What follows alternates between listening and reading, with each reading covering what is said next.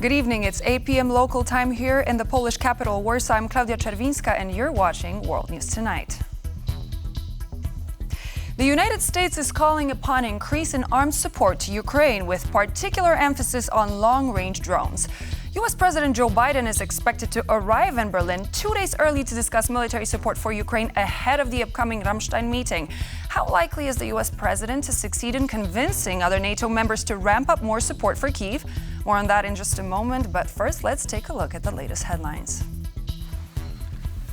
Ukraine's Shmyhal meets with Slovakia's Fico for bilateral talks. The world remembers the October 7th attack on Israel on its first anniversary. The first Nobel Prize has been awarded. We now know who has won in medicine. The U.S. is calling on Ukraine's Western allies to ramp up their aid, especially regarding helping Kyiv increase its long-range drone strike capabilities. Already, some allies have pledged to answer that call, but much investment is still needed for the drones to truly leave their mark. Long-range drones have been crucial to some of the more spectacular successes in Ukraine's defensive war against Russia. With the right ordnance, they can pack a punch against a wide range of targets. In the first half of this year, Ukraine delivered 3 times more drones to its armed forces than in the whole of 2023. It's no wonder that the United States is looking at Ukrainian drone warfare with interest. So far, Ukraine's most important ally has refused to give Kyiv permission to use American-supplied missiles to strike deep into Russian territory. They are so innovative in being able to look at the battlefield picture, to innovate those drones with software, with other capabilities, and then to deploy them in real time into Russia. And you look at some of these strikes. I mean, the Ukrainians have struck as far north as Toropetsk. It's near the Belarus-Russian border. Some of them even as far as the Arctic Circle. This is exactly where their money needs to go, not into permissions to use ATACMS missiles across the border. But there are also drawbacks. The current drones are vulnerable to jamming technologies, and as a result, many drones end up lost. Ukraine has been investing in cheap AI-controlled drones that don't need an outside signal. Foreign drone aid has mostly been focused on drones used to kill personnel and destroy light vehicles. But getting next-generation drones to Ukraine with larger payloads is going to take time and money. The US is looking at its allies to foot the bill. The official request from the Americans to other allies will be made at the coming Defense Contact Group meeting at the German Ramstein airbase on Saturday. 50 nations of goodwill. On Sunday, the Dutch government announced a €400 million package for drone production. An extra €100 million is reserved for production scale-up if needed. We will focus on different types of drones, so both surveillance drones, more defensive drones, but also the attack drones, because we see that Ukraine needs those more offensive drones also to target military facilities, for example. TVP World reached out to various ministries of the Polish government involved in supplying military aid for Ukraine, but did not receive a reaction to the American suggestion. Poland had delivered drones to Ukraine in the past. So far, it has been mostly anti-personnel loitering munitions and surveillance drones. But if Ukraine can pay for it, increased delivery and larger payloads can definitely be produced and delivered rapidly, an advisor to the board of Poland's largest military drone maker assures. We are developing large UAVs. We're developing different versions of Warmate. So the one that Ukraine receives currently has a 1 kilogram payload. We're developing a 5 kilogram payload and a 20 kilogram payload. These are being developed for Poland, but these could also be provided as exports to Ukraine. The production capacity is there. The main question is whether further development will advance rapidly enough for Ukraine to sufficiently disrupt Russian military infrastructure. Ukraine's Prime Minister Denis Shmyhal is in Slovakia for talks with Slovakian Prime Minister Robert Fico. Let's now go live to our Ukraine correspondent in Kyiv, Oz Karadji. Good evening, Oz. What can you actually tell us about this meeting, given Fico's history of skepticism towards arming Ukraine? Well, yes, this is quite an important meeting for both countries with many important issues on the agenda. It should be noted that Robert Fico on the campaign trail vowed to stop sending any weapons to Ukraine and to frustrate that process. Now, there's been a much more amicable tone between the Prime Minister of Ukraine, Denis Shmyhal, and the Prime Minister, Robert Fico, in Bratislava, with them sharing a few warm words and agreeing on certain key points going forward. Let's take a listen to some of what was said in the press conference. Ukraine once again emphasizes that it will not extend the transit agreement with Russia after its expiration.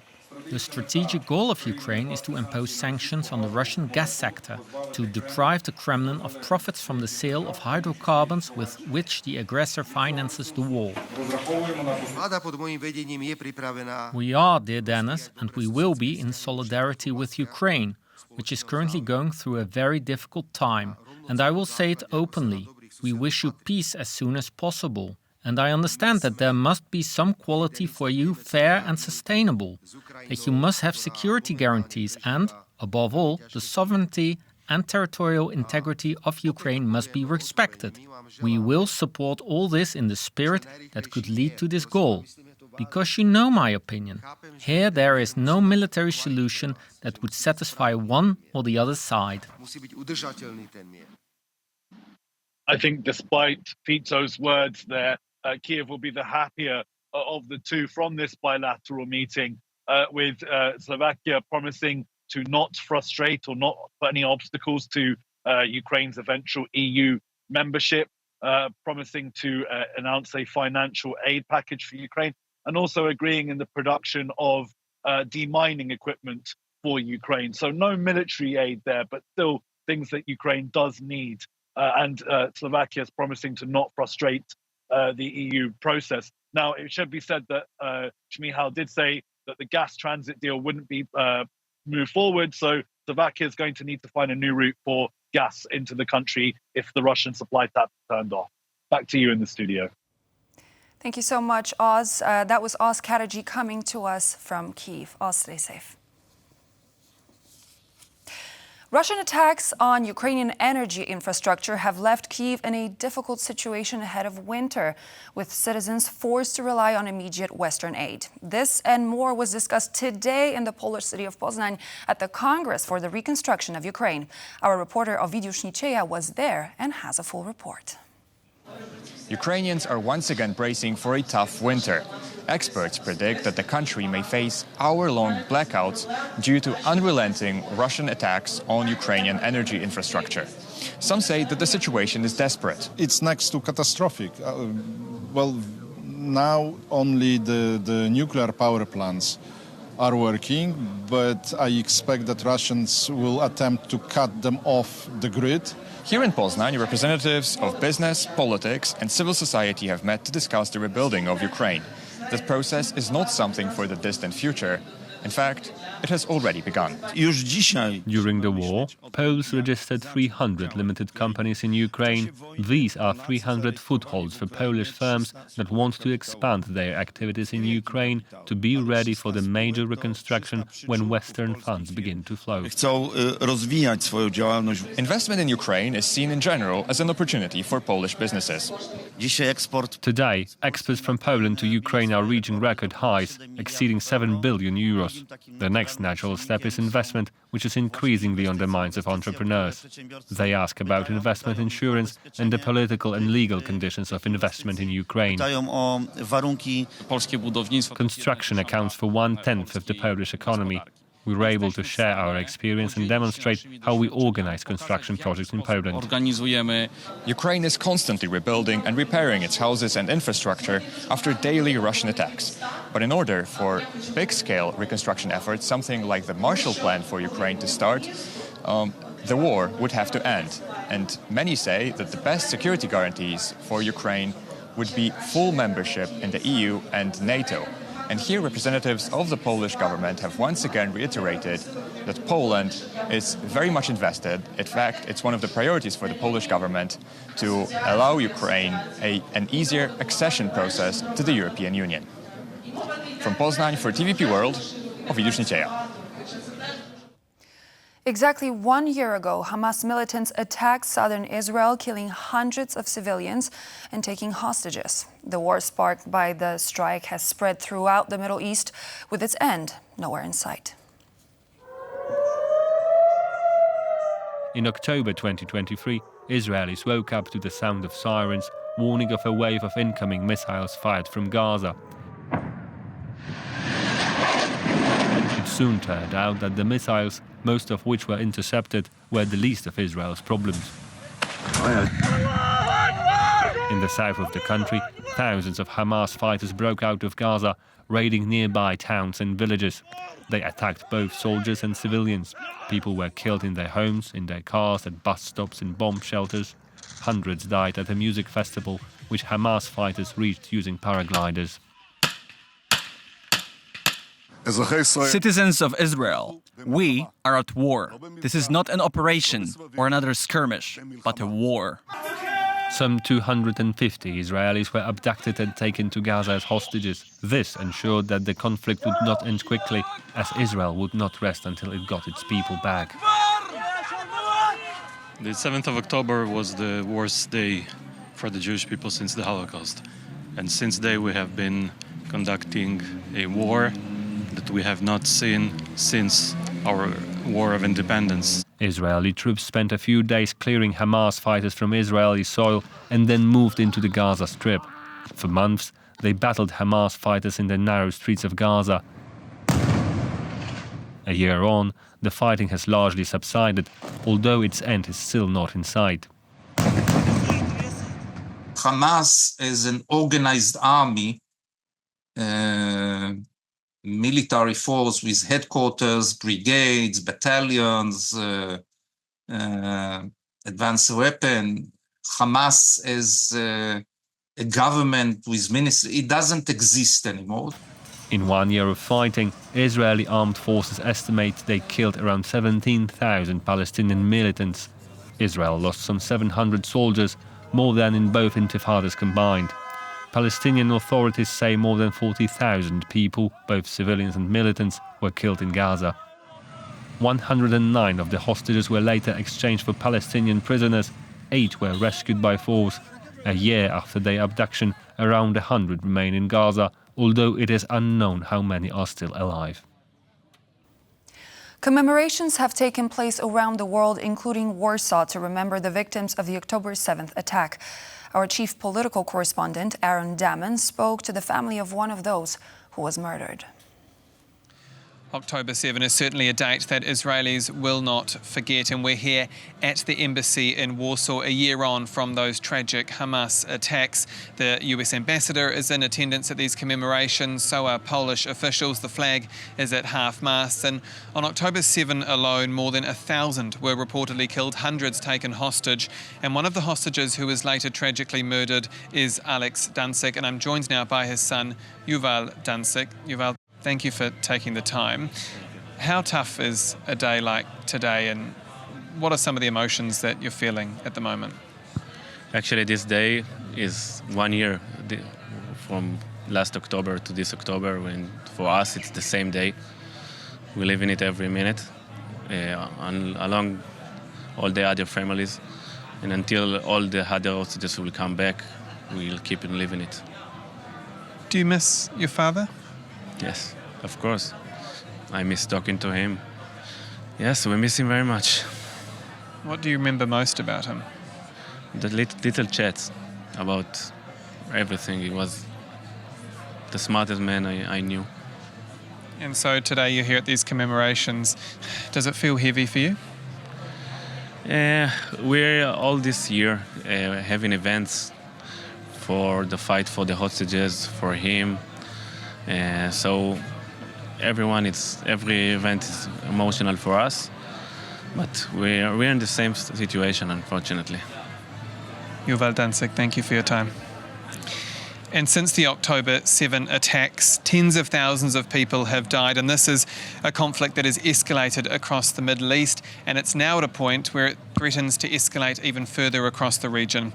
In Warsaw for TVP World, I'm Aaron Darman. With less than a month left until the U.S. presidential elections, both campaigns are on their final stretch. In an election that is likely to be decided by a very small margin across a landscape made up of a small group of battleground states, both campaigners are leaving no stone unturned in the hunt for every vote, including the Polish-American vote. Alex Sumilinski is in New York City and has more to tell us about the process. Hello, Alex. So tell us, what have you found out so far about the Polish-American vote? Good afternoon. Well, the battle for each and every single vote in these upcoming presidential elections is in full swing, and it is especially visible in the swing states, like the state of Pennsylvania, which Donald Trump has recently visited, and Joe Biden plans to visit tomorrow. Now, Pennsylvania is also home to some 800,000 Polish Americans, whom we have seen Kamala Harris address from the debate stage when she was debating Donald Trump.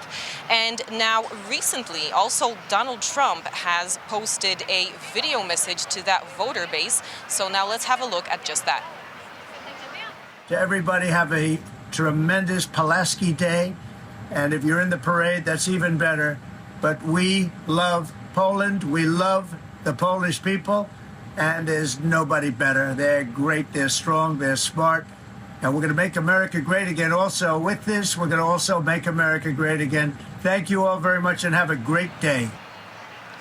Now, that was just Pennsylvania, but the United States is home to some 9 million Americans of Polish descent, as well as Polish people that live here. And now, because this election is probably going to be decided by a very razor-thin, small margin, both campaigns are appealing to the Polish-American vote in a way that we haven't seen before. This is especially now visible due to an increase in effort on the Democrat side, as they have been talking more about topics like American support for Ukraine, but also NATO. Now, I was able to speak to Marek Skulimowski, who is the director of the Kościuszko Foundation here in New York City, and this is what he had to say on just that matter. Let's take Pennsylvania. It's been 50-50, and I see within the margin of error. Trump is winning by 1%, or Kamala Harris is winning by 1%. So they will appeal to every vote. It will be Polish-American vote, because we have to remember it's 5.7 Polish Americans living there. So probably if you go to Pennsylvania, you will see much more billboards and sign, and those who's got Polish last names, for example, they will receive phone calls appealing to them as a Polish-American voter. Now, just to add how much these campaigns are fighting for the Polish-American vote is that the Harris campaign has also put together a group that its goal is to mobilize the Polish-Americans to vote for the Democratic candidate.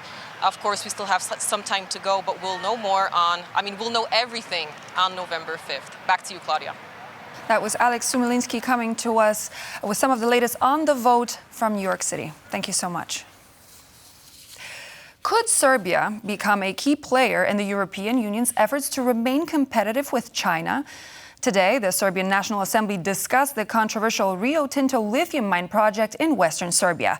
The Serbian parliament will vote on banning lithium mining in the coming days.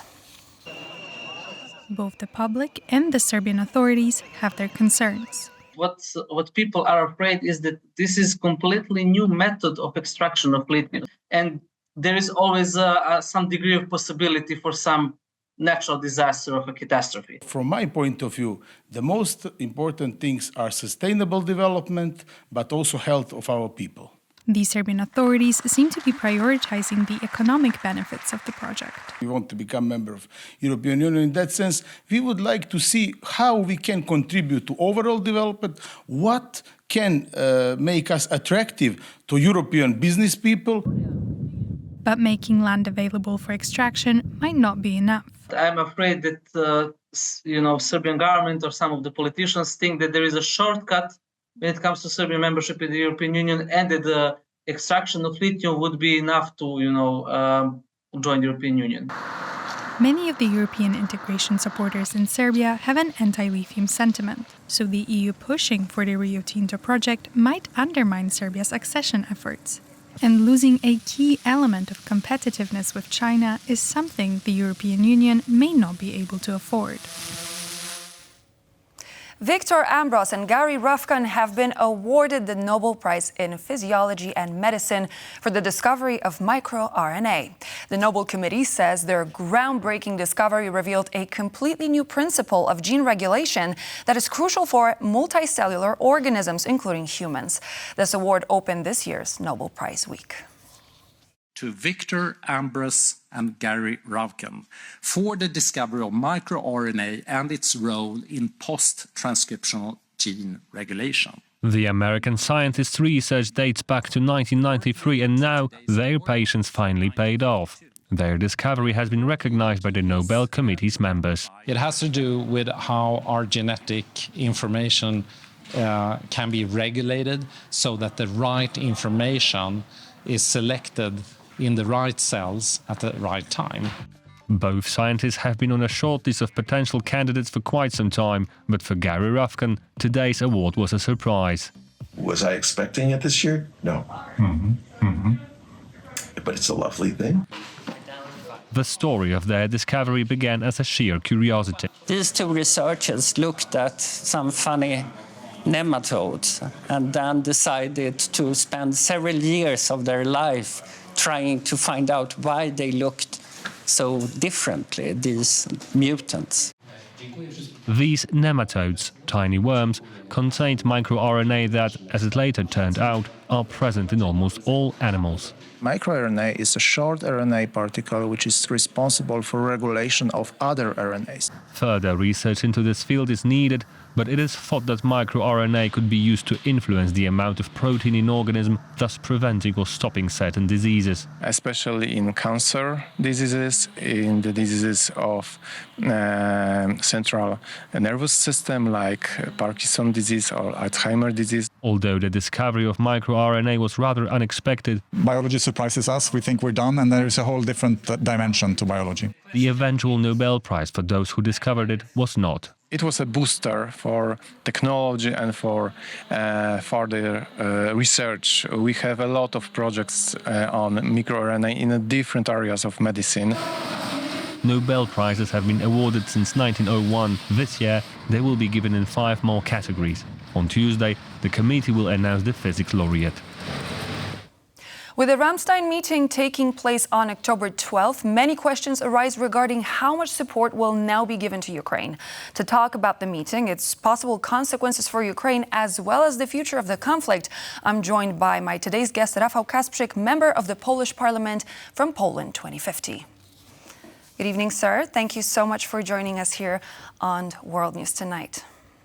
Good evening.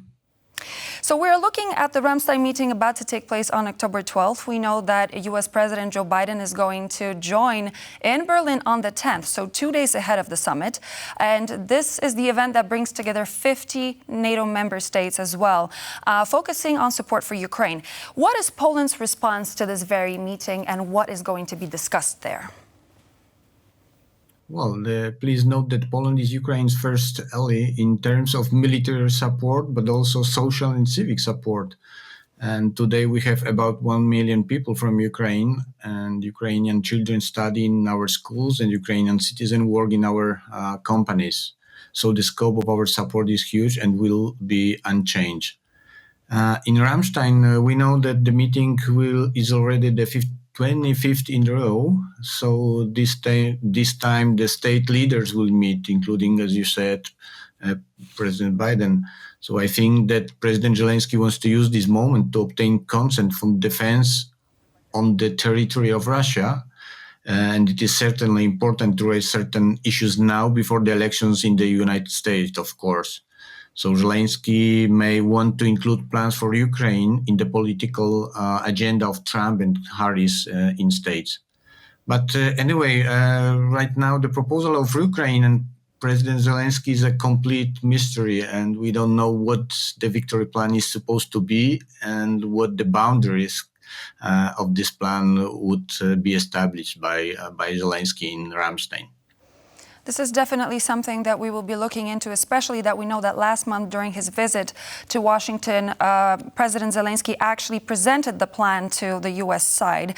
In recent weeks and months, we've been getting different sorts of reports, and I wonder if the support for Ukraine in terms of military aid is somewhat dwindling when we're looking at recent weeks and months.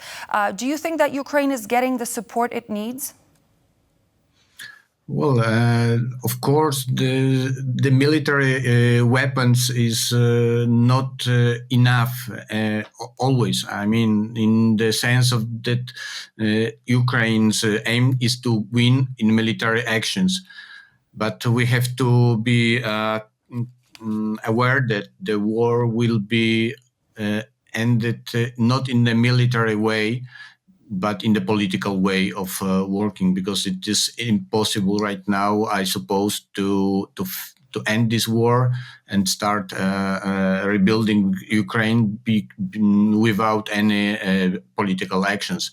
And those actions, I hope that in Ramstein we will see some schedule how to reach this situation and this point by Ukraine point of view, of course. Last week, TVP World was at the Warsaw Security Forum, and my colleague John Arleth had a chance to speak to Michael Carpenter, a senior U.S. diplomat with experience in European affairs, and he asked him a question of long-range missiles and the use of drones. And the message that we got from Mr. Carpenter was that Europe should focus more on providing Ukraine with drones and that capability to hit, rather than focusing on the use of long-range missiles. We heard from President Biden as well. Will Poland react, and how are we going to react to this news of drones? Because here on TVP World, we were trying to reach out to a number of different ministries, but we did not manage to yet get the response. Well, if I understood well, the question was related to the possibility of attacks of defending the Ukraine by targeting the targets in Russian territory. And this is something we have to confirm within NATO members, because it is so important decision, and Poland is also aware that this decision must be taken by all the alliance or all members of the NATO. And we have to see that the Ukraine is right now bleeding to death on the front. So next steps have to be undertaken to prevent this bleeding, because Russians are attacking civil objectives, not only military objects in Ukraine. We're only weeks away from the U.S. presidential election, and that could potentially change the outcome for Ukraine. If Donald Trump was to win, how does Europe keep him interested in supporting Ukraine and remaining in the alliance? Well, this is an important question, because it seems that today Democrats and Vice President Kamala Harris understands the geopolitical situation and the great role of the United States in defending Ukraine and also defending the same democracy, which also translates into security guarantees for Poland. We cannot say this clearly about the Republican candidate Donald Trump, and the question what is he saying, or what are his words after being elected as a president? Well, we are not very secure with this candidate.